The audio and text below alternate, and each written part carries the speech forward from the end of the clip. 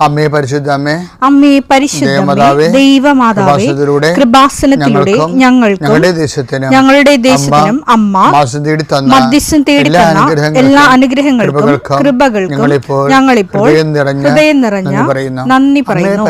അമ്മേ പരിശുദ്ധമ്മേ ദൈവമാതാവേ, 2004 ഡിസംബർ 7 ഉച്ചകഴിഞ്ഞ് 2:30 കൃപാസനത്തിൽ സംഭവിച്ച അമ്മയുടെ പ്രത്യക്ഷപ്പെടലിനെ കുറിച്ച് തിരുസഭയ്ക്ക് സമർപ്പിച്ചിരിക്കുന്ന പഠനരേഖകളുടെ സഭാത്മകമായ പഠനം ആരംഭിക്കുവാൻ ഞങ്ങൾ പ്രാർത്ഥിക്കുന്നു.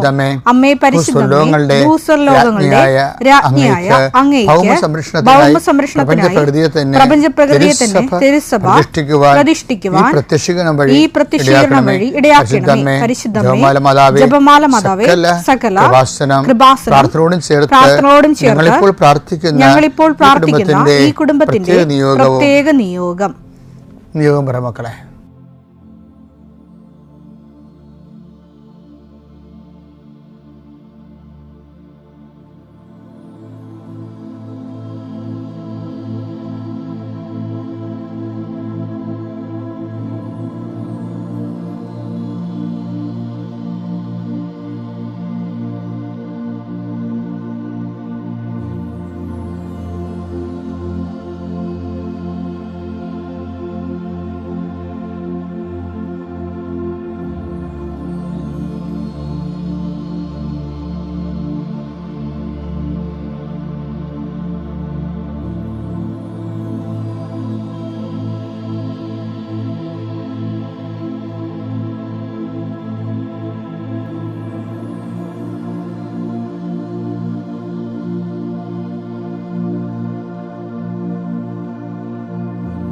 അമ്മയുടെ പ്രത്യക്ഷീകരണത്തിന്റെ ഈ അനുഗ്രഹവേളയിൽ ഞങ്ങൾക്ക് സാധിച്ചു തരുവാൻ കനിയണമേ. ആമേൻ. വിശ്വാസ പ്രമാണം. സർവശക്തനായ പിതാവും ആകാശത്തിന്റെയും ഭൂമിയുടെയും സൃഷ്ടാവുമായ ദൈവത്തിൽ ഞാൻ വിശ്വസിക്കുന്നു. അവിടുത്തെ ഏകപുത്രനും ഞങ്ങളുടെ കർത്താവുമായ ഈശോമിശിഹായിലും ഞാൻ വിശ്വസിക്കുന്നു.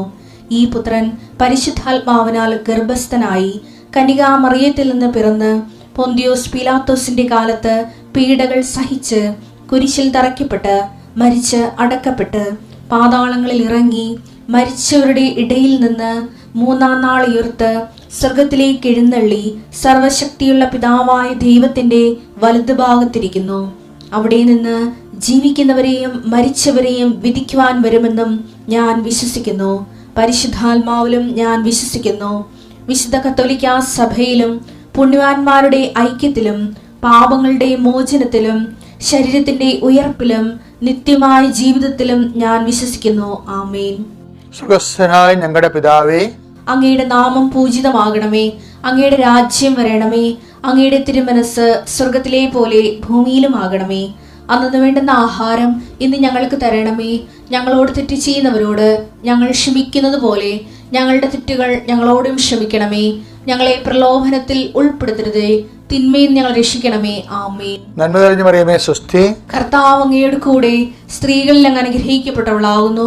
അങ്ങയുടെ ഉദരത്തിൻ ഫലമായി ഈശോ അനുഗ്രഹിക്കപ്പെട്ടവനാകുന്നു. പരിശുദ്ധ മറിയമേ, തമ്പുരാന്റെ അമ്മേ, പാപികളായ ഞങ്ങൾക്ക് വേണ്ടി ഇപ്പോഴും ഞങ്ങളുടെ മരണസമയത്തും തമ്പുരാനോട് അപേക്ഷിക്കണമേ. ആമേൻ.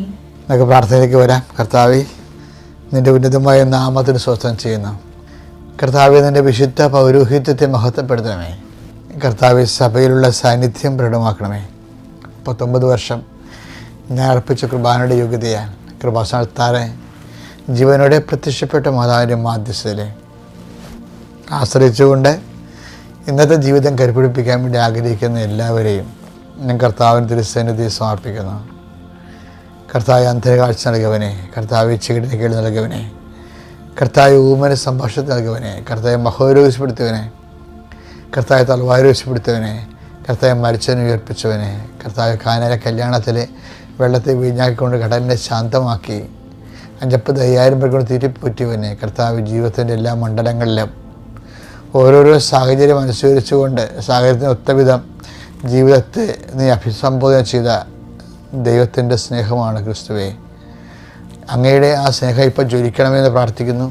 അങ്ങനെ നാവ് വിളിച്ച് അപേക്ഷിക്കുന്ന മക്കൾക്ക് ഇന്ന് അവരെവിടെയെല്ലാം പോകുന്നു, എന്തെല്ലാം ചിന്തിക്കുന്നു, എന്തെല്ലാം കാര്യങ്ങൾ ചെയ്യാൻ പോകുന്നു, ആരോടെല്ലാം സംസാരിക്കുന്നു, എന്തെല്ലാം എഴുതുന്നു, എന്തെല്ലാം കറസ്പോണ്ട് ചെയ്യുന്നു, എന്തെല്ലാം കമ്മ്യൂണിക്കേറ്റ് ചെയ്യുന്നു, എല്ലാ മേഖലയിലും കർത്താവിൻ്റെ ശക്തി പ്രവർത്തിയിട്ട് പ്രാർത്ഥിക്കുന്നു. എൻ്റെ കർത്താവിൻ്റെ ഉന്നതമായ നാമത്തിൽ നിൻ്റെ ഉദ്യമങ്ങൾ, നിൻ്റെ ഇടപെടലുകൾ എല്ലാം കർത്താവിനകത്ത് ആശ്രയിക്കപ്പെടട്ടെ. നിനക്ക് താങ്ങാനാവാത്ത വിഷയങ്ങളിലൂടെ അന്ന് കടന്നു പോകണമെങ്കിൽ പൂർണ്ണമായി അത് ഈശോ ഏറ്റെടുക്കുകയും നിന്നെ സന്ധിക്കുകയും സംരക്ഷിക്കുകയും ചെയ്യട്ടെ. ഞാൻ ഇന്ന് ചെല്ലുന്ന ഓരോ പ്രാർത്ഥനയും ഓരോ ജപമാലയും ഇന്ന് കിടന്നുറങ്ങുന്നവരെയുള്ള സമയങ്ങളിലുള്ള എല്ലാ സൽപ്രവൃത്തികളും സുവിശേഷ വേലകളും നീ ഈ പ്രാർത്ഥനയിൽ പങ്കെടുക്കുന്ന നിൻ്റെ കുടുംബത്തിന് വേണ്ടി കാഴ്ചവെക്കുന്നു. നീ ഇത് ഉണർന്നെഴുന്നേൽക്കുകയും കർത്താവിൻ്റെ നാമത്തെ മഹത്വപ്പെടുത്തുകയും ഉശിരോടെ ഉണർവോടും കൂടി നീ എല്ലാത്തിനും അതിജീവിച്ചുകൊണ്ട് കർത്താവിൻ്റെ സാക്ഷിയാകാൻ പിതാവിൻ്റെയും പുത്രൻ്റെയും പരിശുദ്ധനാമത്തിൽ ഞാൻ നിൻ്റെ ദിവസത്തെ ആശീർവദിക്കുന്നു. എൻ്റെ പ്രിയപ്പെട്ടവരെ, ഒരിക്കലും നിങ്ങളുടെ മനസ്സ് ഇടിച്ചു നിൽക്കരുത്. അതെന്താ കാര്യമെന്ന് വെച്ച് കഴിഞ്ഞാൽ, ലോകത്ത് ദൈവത്തിൽ നിന്ന് മാത്രമേ ഒരു മനുഷ്യന് ഗുണമായാലും ദോഷമായാലും നമുക്ക് ഗുണം തന്നെ കിട്ടത്തുള്ളൂ. അപ്പം അതുകൊണ്ട് തന്നെ ചില കാര്യങ്ങൾ ജീവിതത്തിൽ സംഭവിക്കുമ്പോൾ ഞാൻ ഇത്രയും പ്രാർത്ഥിച്ചല്ലോ, എൻ്റെ കുടുംബം ദൈവത്തിൻ്റെ കൃപയിൽ ജീവിച്ചിട്ടും ഞങ്ങൾക്കിങ്ങനെ സംഭവിച്ചല്ലോ എന്നൊക്കെ ഓർക്കരുത്. ഇതൊക്കെ മനുഷ്യർ ഓർക്കും. പക്ഷേ ഒരിക്കലും നമുക്ക് എങ്ങനെയാണെന്ന് വെച്ചാൽ നമുക്ക് ദൈവത്തെ കുറ്റപ്പെടുത്താൻ പറ്റത്തില്ല. വെച്ചാൽ ദൈവത്തിൽ നിന്ന് ആകപ്പാടെ കിട്ടുന്നത് ഒറ്റ കാര്യമാണ്. എന്താണത്? ഞാൻ ഇത്രയും നാളിങ്ങനെ ദൈവത്തിൻ്റെ കൂടെയൊക്കെ നടന്ന് ആയിരക്കണക്കിന് വചനങ്ങൾ പഠിച്ചും ആൾക്കാർക്ക് പറഞ്ഞു കൊടുത്തും നിരന്തരമായ അഭിഷേകത്തിൽ ഇങ്ങനെ ജീവിക്കുമ്പോഴും എനിക്ക് എൻ്റെ മനസ്സിൽ തട്ടണൊരു സാധനമുണ്ട്. ദൈവത്തിൽ നിന്ന് മനുഷ്യന്മാർക്ക് കിട്ടുന്ന ആകപ്പാടെ 3 അക്ഷരമേ ഉള്ളൂ. എന്താണത്? മഹത്വം എന്ന് പറയും. അത് ആന ചരിഞ്ഞാലും 12000, ആന നിന്നാലും 12000 എന്ന് പണ്ട് പറയത്തില്ലേ? പണ്ട് ആനക്ക് 12000 വില ഉണ്ടായിരുന്ന കാലത്ത് മലയാളികൾ അടക്കിയ ഒരു അനുഭവമാണ്. ആന നിന്നാലും 12000, ചെരിഞ്ഞാലും 12000 എന്ന് വെച്ച് കഴിഞ്ഞാൽ 12000 രൂപ. നിന്നാൽ എന്താ? ആനയെക്കൂടെ പണിയെടുപ്പിക്കാമല്ലോ, അങ്ങനെ ആൾക്ക് പൈസ ഉണ്ടാക്കാം. ചെരിഞ്ഞാൽ എന്താ? ആനക്ക് കൊമ്പ് കിട്ടും. ചെരിഞ്ഞു വെച്ചാൽ ആന ചത്തു കഴിഞ്ഞാൽ ആനക്ക് കൊമ്പ് കിട്ടും. അത് ഇത്രയും വില ഉണ്ടായിരുന്നു. അതാണ് ആന നിന്നാലും 12000, ചെരിഞ്ഞാലും 12000 എന്ന് പറഞ്ഞു. ഇതുപോലെ നമ്മളൊരു വിഷയത്തിൽ നമ്മൾ പരാജയപ്പെട്ടാലും നമുക്ക് ദൈവത്തിന് മഹത്വം കിട്ടും, വിജയിച്ചാലും മഹത്വം കിട്ടും. അതറിയണമെങ്കിൽ ഇപ്പം ഞാൻ എന്താ ഇപ്പോൾ ഇങ്ങനെ പറഞ്ഞതെന്നറിയാം. ഇപ്പം ലാസറിൻ്റെ വിഷയമില്ലേ? ലാസർ, സുവിശേഷത്തിൽ ലാസർ. അപ്പോൾ അദ്ദേഹത്തിൻ്റെ ലാസർ ക്ഷീണിതനായെന്ന് പറയുമ്പോൾ ഈശോ എന്താണ് അതിന് റെസ്പോണ്ട് ചെയ്യണത്? അയാൾ മരിച്ചു പോകുന്ന ഈശോയ്ക്ക് അറിയാം. പക്ഷെ അതിനെ റെസ്പോണ്ട് ചെയ്യണത് അയാൾ മരിച്ചു പോയെന്നല്ല റെസ്പോണ്ട് ചെയ്യണം, നെഗറ്റീവായിട്ട് റെസ്പോണ്ട് ചെയ്യണത്. മരണമാണ് സംഭവിച്ചത്, പക്ഷെ പോസിറ്റീവായിട്ട് റെസ്പോണ്ട് ചെയ്യണത്. എന്താ പറയണത്? യോഹന്നാൻ 11:4 അത് കേട്ടപ്പോൾ യേശു പറഞ്ഞു ഈ രോഗം മരണത്തിൽ അവസാനിക്കാനുള്ളതല്ല, പ്രത്യുത ദൈവത്തിന്റെ മഹത്വത്തിനും അതുവഴി ദൈവപുത്രൻ മഹത്വം പ്രാപിക്കുന്നതിനും വേണ്ടിയാണ്. ലാസറിന്റെ മരണമാണ് ഒരു ഇൻസിഡന്റ്. അത് സംഭവിക്കുകയാണ്. അപ്പോൾ ഓൾ ഓൺ എ സഡൻ അതിൻ്റെ സ്കാനിങ് റിപ്പോർട്ടിൽ ഈശോ എന്താ പറയണത്? ഈ രോഗം മരണകാരണമല്ല, മറിച്ച് എന്താണ്? ദൈവപുത്രൻ മഹത്വപ്പെടാനുള്ളതാണ്. പിതാവായ ദൈവവും അവനിൽ മഹത്വപ്പെടും. ഇപ്പം 2 മഹത്വമാണ് ഈ വിഷയം കൊണ്ട്. ഒന്ന് പിതാവ് മഹത്വപ്പെടും, രണ്ടാമത് പിതാവിൻ്റെ മഹത്വത്താൽ പുത്രന് മഹത്വപ്പെടും. ശരിക്കും പറഞ്ഞാൽ ദൈവത്തിൽ നിന്നൊരു മനുഷ്യന് കിട്ടേണ്ട ഇത് മാത്രമേ ഉള്ളൂ,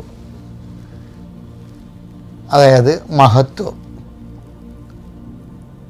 അതുകൊണ്ടാണ് ഈ വിഗ്നേസ് ലയോളയൊക്കെ ഉണ്ടല്ലോ, അവരെപ്പോഴും ലെറ്റർ എഴുതുമ്പോൾ എന്താ എഴുതേണ്ടത്? For the greater glory of Jesus Christ. അവർക്കത് എവിടെ നിന്നാണ് കിട്ടിയത്? അഗ്നേസിൽ എവളായോ എഴുതുമായിരുന്നു കത്തിൻ്റെ മുകളിൽ. ഇപ്പം നമ്മൾ JMJ എന്ന് എഴുതത്തില്ലേ, അതിന് അവരെഴുതിക്കൊണ്ടിരുന്നത് for greater glory of Jesus Christ. അത് ഇഗ്നേസ് എവളാണ് തുടങ്ങി വെച്ചത്. ഫ്രാൻസിസ് സേവ്യർ അത് കണ്ടുപഠിച്ചിട്ട് ഫ്രാൻസിസ് സേവ്യറുടെ കത്തുകളിലും എല്ലാം ഉണ്ട്. എന്താണ്? For greater glory of Jesus Christ. ജീവിതത്തിൽ സംഭവിക്കണതെല്ലാം ദൈവത്തിൻ്റെ മഹത്വത്തിന് വേണ്ടിയെന്ന്. അവരവരെ പരാജയമായിട്ട് കാണുന്നില്ല ഈ വിഷയത്തെ. അപ്പോൾ അതാണ് ദൈവഹിതമെങ്കിൽ ഓക്കെ, അപ്പോൾ നമ്മൾ ദൈവത്തെ മഹത്വപ്പെടുത്തി. അപ്പോൾ ദൈവത്തിൻ്റെ വാക്ക് നമ്മൾ പാലിച്ചതിൻ്റെ പേരിൽ ദൈവം മഹത്വപ്പെടുന്നു. ദൈവത്തിൻ്റെ വചനം മഹത്വപ്പെടുന്നു, പിതാവ് ദൈവം മഹത്വപ്പെടുന്നു. അപ്പോൾ അതുകൊണ്ട് തന്നെ പുത്രനായ ദൈവവും മഹത്വപ്പെടും. അപ്പം ഈ ഒരു ഐഡിയ നമ്മുടെ മനസ്സിലുണ്ടാകണം. നിർഭാഗ്യവശാലേ നമ്മൾക്ക് ഈ കാറ്റക്കിസം ഓറിയൻറ്റഡ് ആയിട്ടുള്ള ഒരു ഫോർമേഷനാണ് കിട്ടിയിരിക്കുന്നത്. നിർഭാഗ്യവശാലെന്ന് പറഞ്ഞാൽ എന്താ വെച്ചാൽ, അതായത് നമ്മൾ ഇപ്പോഴല്ല പണ്ട് മുതലേ പഠിച്ചുകൊണ്ടിരുന്നതെല്ലാം സുവിശേഷം എടുത്തിട്ട് അതിൻ്റെ ക്യാപ്സൂളാണ് നമുക്ക്, അതിൻ്റെ ജിസ്റ്റ് കടഞ്ഞെടുത്തിട്ട് ക്യാപ്സൂളായിട്ട് തരും. എന്ന് വെച്ച് കഴിഞ്ഞാൽ, പക്ഷേ അത് നമുക്ക് പിള്ളേർക്ക് കുഴപ്പമില്ല. പിള്ളേർക്ക് അത് പഠിക്കാൻ എളുപ്പമാണ്, ആദ്യ കുർബാനയ്ക്ക് പഠിക്കാം. പക്ഷേ പിന്നീട് അങ്ങനെ പഠിക്കാൻ പറ്റത്തില്ല. സുവിശേഷത്തിൻ്റെ മൊത്തം ജിസ്റ്റാണ് നമ്മൾ എടുത്തിട്ട്, സുവിശേഷത്തിൻ്റെ മുഴുവനുമാണ് നമ്മൾ ജീവിതത്തിലേക്ക് പ്രാവർത്തികമാക്കുന്നത്. സുവിശേഷം അതേപടിയാണ്. അല്ലാതെ അതിൻ്റെ ഒരു ഡോക്ട്രിന ക്രിസ്തവ് എന്നൊക്കെ പറഞ്ഞ് നമ്മൾ പണ്ടത്തെ ഫ്രാൻസിസ് സേവ്യറിൻ്റെയൊക്കെ പുസ്തകമില്ലേ, ഹെൻറിക്കസിൻ്റെ. അപ്പോൾ അത് നമ്മൾ അനുസരിക്കുക എന്ന്, ഡോക്ടർ എന്ന് പറഞ്ഞാൽ ഡോക്ടർ എന്ന് വെച്ചാൽ അനുസരിക്കുക എന്നുള്ളതാണ്. അതുകൊണ്ട് നമുക്ക് മുമ്പ് നമ്മുടെ കയ്യിൽ നിന്നുള്ള റെസ്പോണ്ട് അതാണ്. പക്ഷേ ഈ ശരിക്കും പറഞ്ഞാൽ അനുസരിക്കുക അല്ല, ശരിക്കും ദൈവത്തെ അനുഭവിക്കുകയാണ് പറയണത്. സുവിശേഷത്തെ വിശ്വസിക്കുക, അനുദപിക്കുക, സുവിശേഷത്തെ വിശ്വസിക്കുന്നില്ലേ. ആ സുവിശേഷം അനുഭവിക്കുക എന്ന് പറയുമ്പോഴാണ് ഈ അനുതാപം അനുഭവത്തിൻ്റെ ഭാഗമായിട്ട് വരുന്നത്. കാറ്റഗിസം ഒരു മുതിർന്നവരുടെ കാറ്റഗിസം ആ ലെവലിലേ പോകാൻ പറ്റത്തുള്ളൂ. ഇപ്പം ഞങ്ങളൊക്കെ ചെയ്യണ പബ്ലിക് എഡ്യൂക്കേഷനാണ്. അപ്പോൾ ഞങ്ങൾ ആ രീതിയിലെ സുവിശേഷത്തെ നിങ്ങളുടെ ശ്രദ്ധിച്ച ഇവിടെ ധ്യാനം ശ്രദ്ധിച്ചില്ലേ, അതിനകത്ത് ഇങ്ങനെ ക്യാപ്സൂൾ കൊടുക്കത്തില്ല, മറിച്ച് അപ്ലൈഡ് ബിബ്ലിക്കൽ തിയോളജിയാണ് കൊടുക്കുന്നത്. എന്നുവെച്ചാൽ ജീവിതത്തിൽ അതൊരു ഡോക്യുമാറ്റിക്കായിട്ട് നിൽക്കത്തില്ല, മറിച്ച് ജീവിതത്തിൽ പ്രാവർത്തികമാക്കാനുള്ള. അപ്പോൾ അതുകൊണ്ടാണ് ജീസസ് ഏതാണ്ട് അതുപോലെയാണ്. മോശമായ അനുഭവങ്ങൾ വരുമ്പോൾ ഉടനെ അതിൻ്റെ അകത്ത് മോശം സംഭവിച്ചല്ല, അയ്യോടാ ഇനി എന്ത് ചെയ്യും എന്നൊക്കെ അല്ലേ. ഇപ്പോൾ സ്നേഹിതരെ ലാസ്റ്റർ മരിച്ചു, ഈശോടാ എന്ത് ചെയ്യും എന്നല്ല പറയണത്. എന്താണ് ഇത്? ദൈവം മഹത്വപ്പെടാനുള്ള സമയമാണ്. പിതാവ് ദൈവവും അവനിൽ മഹത്വപ്പെടുന്നു. അപ്പോൾ എപ്പോഴും ഒരു നെഗറ്റീവ് സംഭവിക്കുമ്പോൾ കർത്താവേ നിൻ്റെ നാമത്തെ മഹത്വപ്പെടുത്തണമെന്ന് പ്രാർത്ഥിക്കണം. ഈശോ അതാണ് പ്രാർത്ഥിച്ചത്. നെഗറ്റീവ് സംഭവിക്കുമ്പോൾ ആ വചനെടുത്ത് യോഹന്നാൻ 12:28, പിതാവേ അങ്ങയുടെ നാമത്തെ മഹത്വപ്പെടുത്തണമേ, അങ്ങയുടെ നാമത്തെ മഹത്വപ്പെടുത്തണം. അപ്പോൾ സ്വർഗത്തിൽ നിന്ന് ഒരു സ്വരമുണ്ടായി, ഞാൻ മഹത്വപ്പെടുത്തിയിരിക്കുന്നു, ഇനിയും മഹത്വപ്പെടുത്തും. അപ്പോൾ എന്ത് സംഭവിച്ചു കഴിഞ്ഞാൽ, ഒരു നെഗറ്റീവ് ഒക്കർ ചെയ്ത് സംഭവിച്ചാൽ ഫസ്റ്റ് റെസ്പോണ്ട് എന്താണെന്ന് വെച്ച് കഴിഞ്ഞാൽ എന്താണ് അതിൻ്റെ പ്രെയർ? എന്താണ്? പിതാവേ അങ്ങയുടെ നാമത്തെ മഹത്വപ്പെടുത്തണമേ. അപ്പം ആ പ്രെയറിന് പെട്ടെന്ന് റെസ്പോണ്ടിങ് ആണ്. എന്താണ്?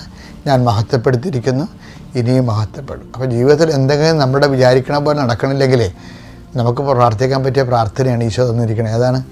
യോഹന്നാൻ 12:28. എന്താണ്? പിതാവേ അങ്ങയുടെ നാമത്തെ മഹത്വപ്പെടുത്തണമേ. അങ്ങനെ പ്രാർത്ഥിക്കാവൂ. Praise the Lord.